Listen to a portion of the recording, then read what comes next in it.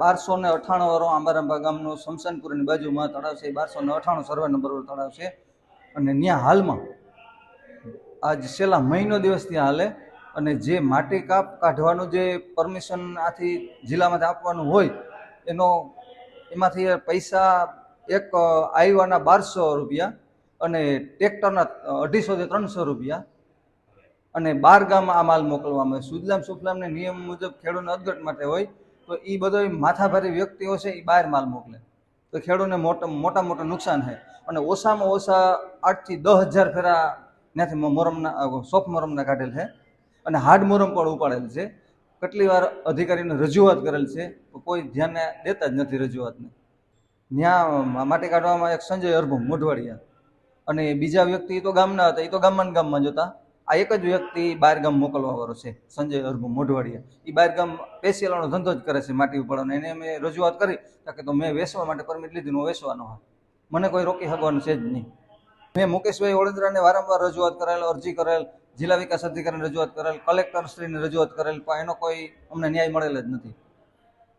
ભ્રષ્ટાચાર એટલે મુકેશભાઈ ઓળેદરાને અમે રજૂઆત કરી, કલેક્ટરશ્રીને રજૂઆત કરી, જિલ્લા વિકાસ અધિકારીને રજૂઆત કરી, જિલ્લા વિકાસ અધિકારીને રૂબરૂ મળ્યા તો જિલ્લા વિકાસ અધિકારીએ કીધું હતું કે ભાઈ આ પરમિટ રદ કરી નાખો. હજી સુધી કોઈ રદ કરવામાં આવી જ નથી.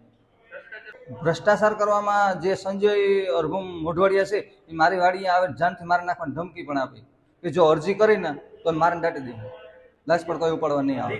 ભાઈ એમ કે જ્યાં રજૂઆત કરવી એને કરી લેજે, બાકી આ તો હાલવાનું જ છે.